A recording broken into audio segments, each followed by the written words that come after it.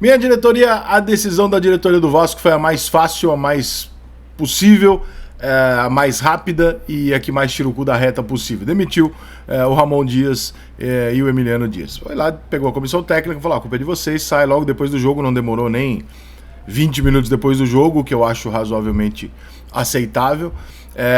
Ninguém vai reavaliar ali as questões da 777, porque como ela acabou de trocar de diretor de futebol, ela acabou de colocar um outro cara que veio do Cruzeiro e o Marcelo Matos saiu e tal, eles pegaram um cara do Cruzeiro, me fugiu o nome dele agora, que é um cara que me parece competente e tal, mas a troca política já foi feita, né, de gestão,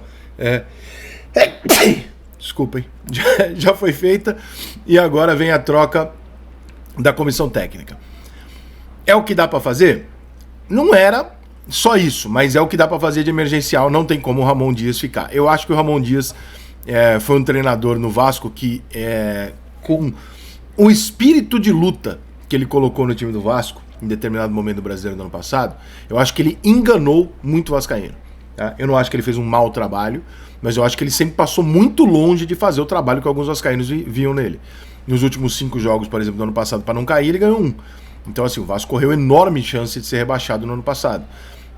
O Vasco começa o ano ridiculamente, foi eliminado por um time pequeno no Campeonato Carioca, ou seja, não é aquilo que se espera do Vasco, ainda mais com o investimento que foi feito. Acho que os jogadores contratados não são todos do jeito que deveriam, do nível que deveriam ser contratados. Esses milhões deveriam ser muito melhor investidos do que foram. Esses 200 milhões de contratações aí que o Vasco fala, deveria ter sido colocado de uma maneira muito melhor. Mas o Ramon Dias não chegou no Vasco e fez do Vasco um timaço vencedor. Não fez em nenhum momento o Vasco jogar um grande futebol. O Vasco ganhou alguns clássicos que deu uma mexida na cabeça do torcedor. Pô, o time do Vasco aprendeu a brigar. E o que o Vasco fez no ano passado foi brigar. O time do Vasco era competitivo. Esse ano ele não é nem isso. Então, se jamais o Vasco apresentou um bom futebol com o Ramon, não há por que acreditar que agora o Vasco vai começar uma nova era com o próprio Ramon, mantida a comissão, e vai acertar. Talvez, Rica, um novo treinador chegue no Vasco e consiga dar jeito com o elenco que tem. Talvez, a gente já viu no futebol acontecer isso.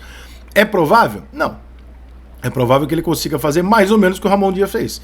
Ele dá um toque ali de garra, de raça, ajeita uma peça ou outra, o Vasco dá uma engrenadinha e se segura.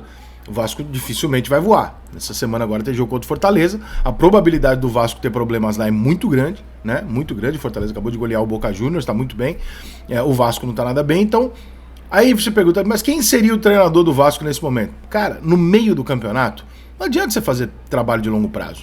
Você tem que trazer um cara para emergência. E o nome que vem latente na minha cabeça é o do Filipão, que eu não sei se o Filipão aceitaria.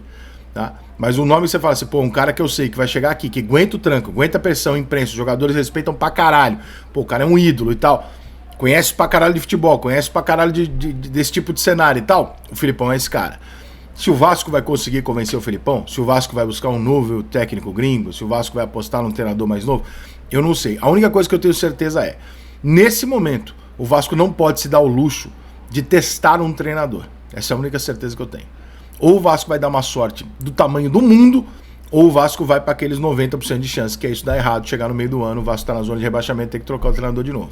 Então, olhando para o cenário, para os treinadores que têm disponíveis, eu acho que o Vasco vai atrás de um treinador cascudo, que já existe, que esteja no mercado, e obviamente o número 1 que aparece na cabeça de qualquer um é o do Luiz Felipe Scolari, embora ele tenha propostas de seleções e de times mexicanos. Vamos ver.